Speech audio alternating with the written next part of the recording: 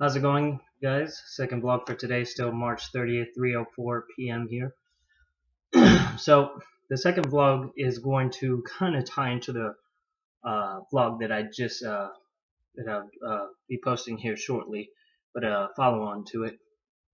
But I want to talk about the patience that's required whenever doing your research and making those decisions. Um, you can't just jump into decisions sometimes headstrong, or I forget what they call them. The people who make um, decisions without, doing the research. I forget what it's called. It'll come to me here in a little bit. But there's people who purchase stuff like because they want it, not necessarily because they need it. But there's a fair share of patience required whenever you are doing this research and when you are going to make these big life choices and life decisions that are going to impact your life. Whether it's purchasing something or deciding on an educational institution to attend here in the future, you have to do your fair share of research, and it takes some time. For the educational process, applying to universities, getting in, getting accepted, picking your classes, attending those classes, and for the next however many years that it takes you to get that either certification or degree, and sometimes even further after that when you are going after graduate degrees, it all takes time. And making sure that you're going with the right institution for the educational purpose is huge. And I'll give you an example that applied to me. I have a university or college that is much closer to me, probably half the distance of the current one that I'm going to. But I choose the university that I'm currently at because of their resources, their degree programs is just more fitting for what I want to accomplish, as well as they're just a little bit more prestigious in the realm of universities that are co-located where I can get to. So that's why I decided to go with that university whenever it came down to me. Although the one that was closer had that convenience, but I had to weigh the convenience for the overall satisfaction of graduating from a particular university and finding one that fit for me, that was military friendly, and that would be an easy transition. I was transitioning from FIU, Florida International University, to University of North Florida, so I had to find a school that could transition for me and just make life a little bit easier. Although the commute is twice as long, I find that it's worth that extra drive, that extra 30-minute drive on the days that I do have to commute there. And because of the educational, the education that I am getting and the degree that I am going after is more just tailored and suited for me. The other university didn't necessarily offer as specific as a degree as the one I'm currently going after. So, and then I'll give you another thing where I had to use it to make a large purchase. I've been wanting a motorcycle for years, probably since I was 18. I'm 31. I bought my motorcycle in 2015, roughly 2 years ago. That would have made me 29. I may have been 28 whenever I did purchase it or decide to start purchasing a motorcycle. But I did weigh my options. I knew that if I would have gotten a motorcycle at a young age, just the mentality I had back then was very race driven, a lot of tickets, a lot of just speed driven, and I would have probably ended up killing myself. I did get a lot of warnings from my family whenever I did was interested in a motorcycle when I was 18, but I'm so glad I didn't get one back then, and I'm glad I waited the 10 years to mature, start a family and take care of other things that were equally as important, or if not more important than purchasing a motorcycle.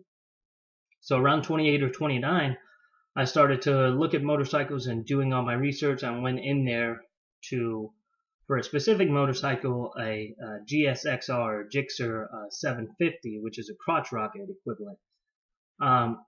And I sat on it and I realized that it just wasn't, it was so aggressive, the stance for me, that it would have probably been a little bit more chaotic and not as healthy or as smart of a choice as the bike that I ended up going with.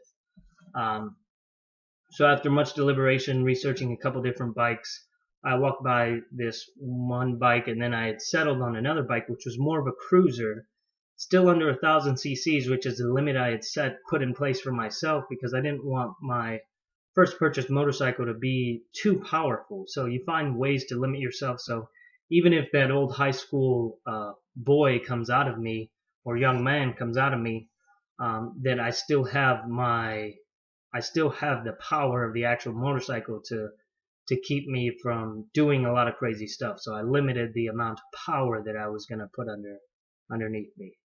And then I went in there to go purchase a cruiser, and I had settled on a used one. And lo and behold, by the time I get there, that used motorcycle had been purchased by somebody else. And we're talking about in the middle of March, where some days there's still snow on the ground. I couldn't believe it, but when things happen like that in my life, I just make it seem as if that bike wasn't meant for me. So I was looking, and there was a bike I had passed a couple of times, and I really couldn't believe that I didn't pay much attention to it. But after I stopped and I looked at it, it was really better suited for me than the other bike. A little bit smaller, still under 1,000 cc's. It ended up coming with 950 cc's, and it was the top of the line for its model in the first year they decided making them. Now, whenever you get into first year production for motorcycles or cars, unless they have a long history of creating motorcycles, then you kind of get a little bit skeptical. But the model was the first year, but the brand was a Yamaha, and Yamaha has notoriously good motorcycles and watercrafts and a bunch of different objects that they sell. So I trusted the brand, and I ended up going with a Yamaha Bolt 950, and it's more of a bobber, kind of a really bare bones bike. And the price ended up being substantially cheaper than what I had originally gone in there for.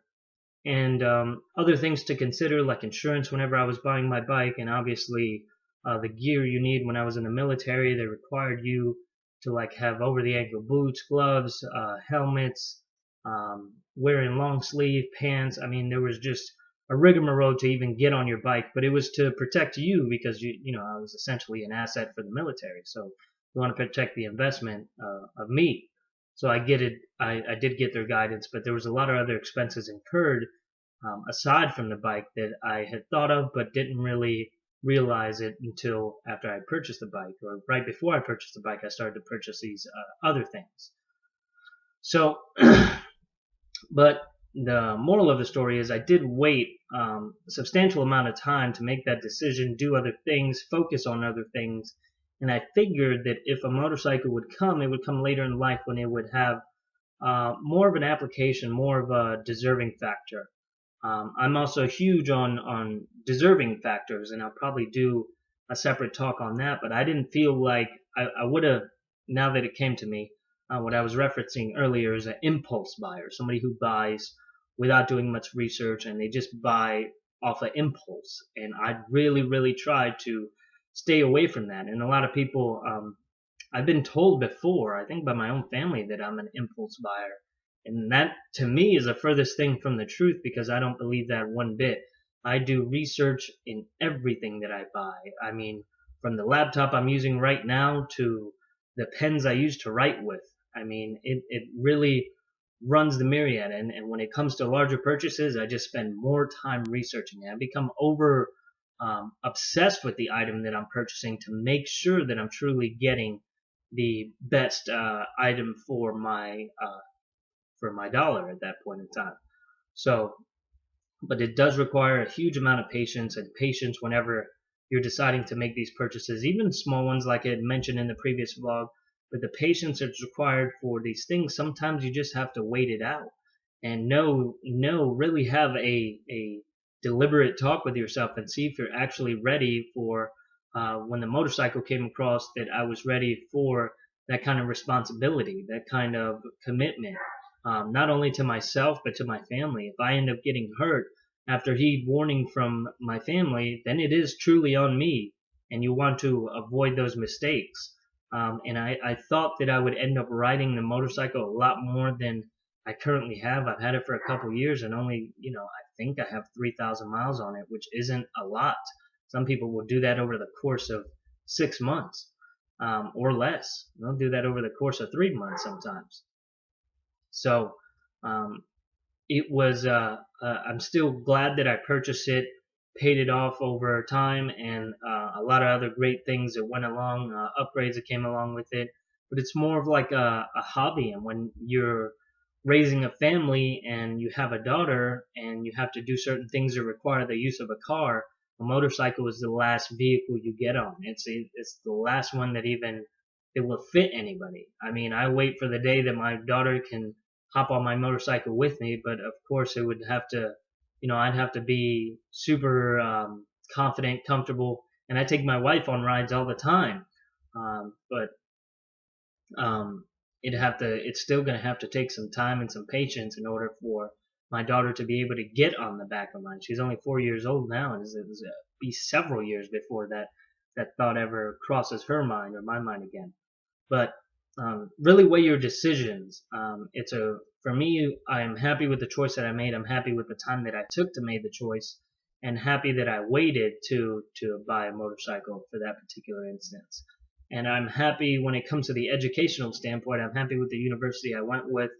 They are so military friendly, and there's just so many good things that I can say about it, but I'm really going to limit it to that so you guys can understand that patience really drives a lot of decisions in your life, or at least it should. And being patient with those decisions, and not being an impulse type of person, unless it's pennies on the dollar that you're really looking at, or something that you absolutely need, like essentials in life, like a toothbrush or toilet paper. You shouldn't deliberate that long on those types of decisions. And I notice some people, and I've said this before, are penny wise and dollar foolish when it comes to making purchases. I believe the complete opposite. You should be dollar wise and maybe sometimes penny foolish. And I'll give you a brief example of that, but and I think I've touched on this before, but I'm not quite sure.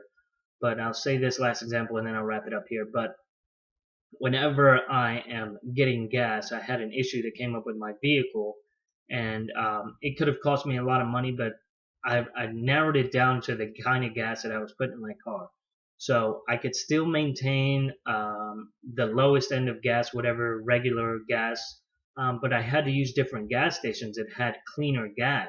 I'm not going to badmouth any gas stations, but if you do your research again and you take time and patience and look into it, you'll find out the top gas stations that have the cleanest, most effective gas. And believe it or not, whenever I ran one of these two gas stations, I have a closer one to the house now, but whenever I ran one of these two gas stations, I didn't have that problem that came up in my vehicle. Now my vehicle's much older. It's a 2005, over 200,000 miles. So you got to start thinking about those types of things. And if you have a newer vehicle, like I have a 2017 as well, but I don't have to necessarily be as picky, but I'm going to put better fuel in my car.